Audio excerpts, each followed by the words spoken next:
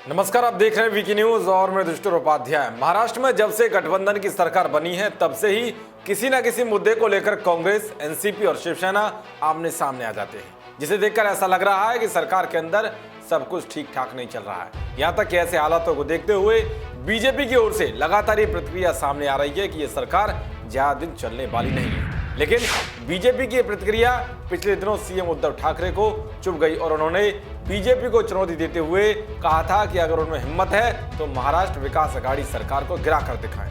अब उद्धव की इसी चुनौती पर महाराष्ट्र के पूर्व मुख्यमंत्री देवेंद्र फडणवीस ने शिवसेना को खुला चैलेंज देते हुए कहा है कि मैं शिवसेना को चैलेंज करता हूं कि अगर आपको इतना ही भरोसा है तो दोबारा चुनाव लड़कर दिखाएं।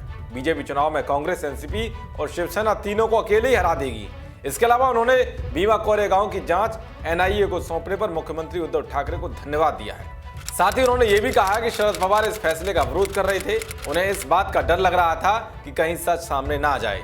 बता दें कि राष्ट्रीय कांग्रेस पार्टी के प्रमुख शरद पवार ने हाल ही में आरोप लगाते हुए कहा था कि केंद्र ने एल्गार परिषद मामले की जांच को राष्ट्रीय जांच एजेंसी को इसलिए सौंपा है क्योंकि महाराष्ट्र की पूर्ववर्ती भाजपा सरकार कुछ छिपाना चाहती थी। साथ ही उन्होंने उद्धव ठाकरे पर सवाल खड़े करते हुए कहा था कि एल्गार परिषद मामले की जांच एनआईए को सौंपकर केंद्र सरकार ने ठीक नहीं किया और इससे भी ज्यादा गलत बात यह हुई है कि राज्य सरकार ने इसका समर्थन किया है। बता दें कि कई मुद्दों पर मुख्यमंत्री उद्धव ठाकरे के साथ तनातनी को लेकर एनसीपी प्रमुख शरद पवार ने 17 फरवरी को अपने घर पर एनसीपी कोटे के सभी 16 मंत्रियों की आपात बैठक भी बुलाई थी, जिसमें यह फैसला लिया गया था कि भीमा कोरेगांव मामले की जांच एसआईटी करेगी।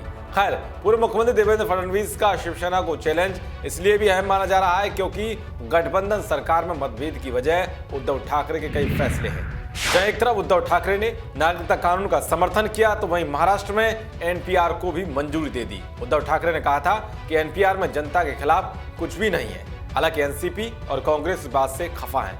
खैर, अब देखना ये होगा कि देवेंद्र फडणवीस के चैलेंज पर उद्धव ठाकरे की क्या कुछ प्रतिक्रिया सामने आती है। देश और दुनिया की तमाम खबरों को पाने के लिए देखते रहिए वीकी न्यूज। शुक्रिया।